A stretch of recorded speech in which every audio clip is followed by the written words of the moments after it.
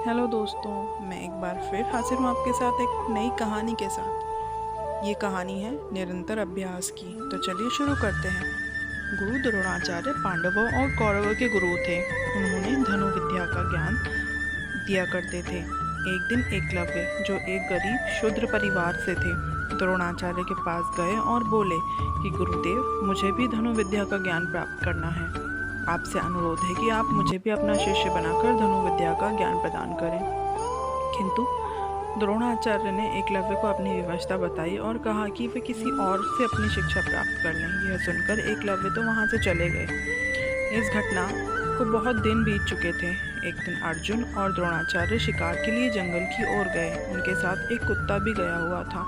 कुत्ता अचानक से दौड़ते हुए एक जगह पर जाकर भौंकने लगा और काफी देर तक भौंकता रहा। फिर अचानक ही उसने भौंकना बंद कर दिया। अर्जुन और गुरुदेव को यह कुछ अजीब लगा और वे उस स्थान की ओर बढ़ने लगे जहाँ से कुत्ते की भौंकने की आवाज़ आ रही थी। उन्होंने वहाँ जाकर देखा तो एक ऐसा अविश्वसनीय घटना थी।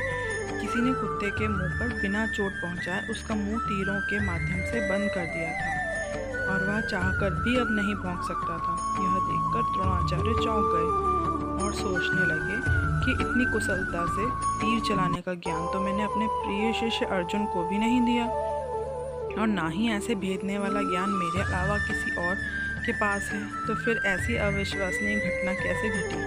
तभी सामने से एकलव्य अपने हाथ में तीर कमान पकड़े हुए आ रहे थे। यह देखकर तो गुरुदेव भी चौंक गए। द्रोणाचार्य ने एकलव्य से पूछा, बेटा, तुमने ये सब कैसे कर दिखाया? तब एकलव्य ने कहा, गुरुदेव, मैंने यहाँ आपकी मूर्ति बनाई है और रोज़ इसकी वंदना करने के पश्चात मैं समकक्ष कड़ा अभ्यास किया करता हूँ, और इसी अभ्यास के चलते मैं आज आपके सामने धनुष पकड़ने लायक बना हूँ। गुरुदेव ने कहा, तुम धन्य हो। तुम्हारे अभ्यास ने ही तुम्हें इतना श्रेष्ठ धनुधर बनाया है, और आज मैं समझ गया हूँ कि अभ्यास ही सबसे बड़ा गुरु होता है। तो आपको ये कहानी कैसी लगी? अगर आपको ये कहानी पसंद आई है तो आप एक लाइक कर दीजिए और चैनल को सब्सक्राइब कर लीजिए।